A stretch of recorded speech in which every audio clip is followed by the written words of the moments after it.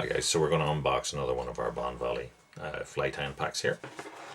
Let's see what this one is.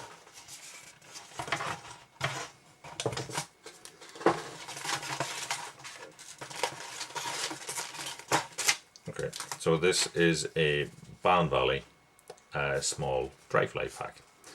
So it's the idea with this is to sort of get you into tying a standard wet or dry fly. So that is tail, upright sort of wing, and our dry fly approach to tying a front hackle. So we have some little hooks here. Standard light wire down a hook. Once you have a medium to light wire, you can tie both wets and dries on it. And even with heavier wired hooks, you can also just put a little bit more hackle on, especially like guys who are fishing mayflies in lakes where they're likely to encounter something pretty big. Will often tie on a standard or a heavyweight hook, just add a little bit more dressing to it so that it will stand up to whatever they hook. So what else have we got? So we have here a Bann Valley genetic hackle pack. So it's clear to look at this one that these are slightly different to the other packs that we have, in that the other ones were mostly from a neck, whereas these are saddle. So this is kind of quite like one of the 100 packs that you see.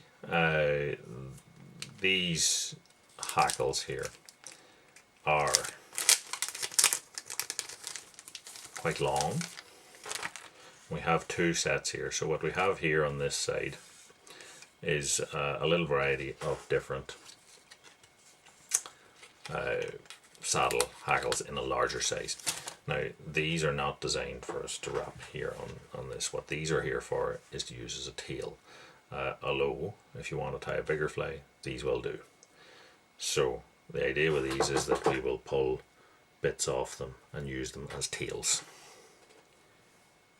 Okay, and I'm just already thinking that in previous pack I got some micro fibbits which I could also use as tails, and I also have pheasant tails from previous packs which I can also use as tails on my dries. The other part of this genetic hackle pack are these. So these are dry fly genetic saddle hackles. So these recently, a few years ago, were all the rage to stick in people's hair, and therefore the price of them went through the roof. So there are packs of these types of hackles out there which will sell for about 15 or 16 pound for basically there are about 6 or 7 hackles in it.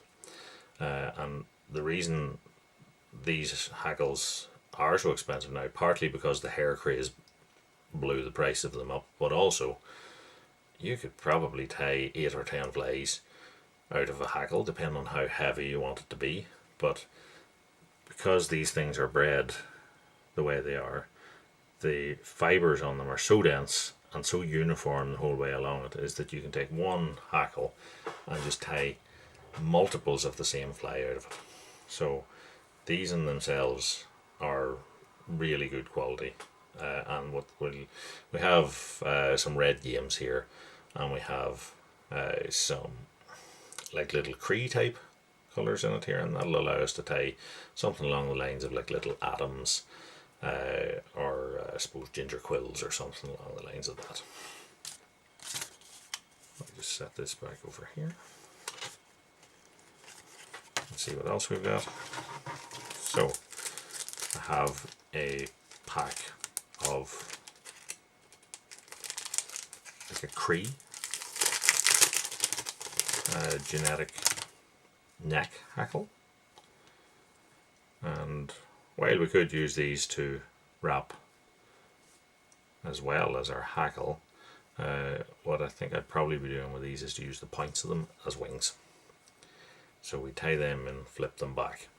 I could also then take these and translate them into a couple of other packs that I got as well. I have I have a couple of daddy long legs packs, and I can put these here in as wings on a daddy long legs.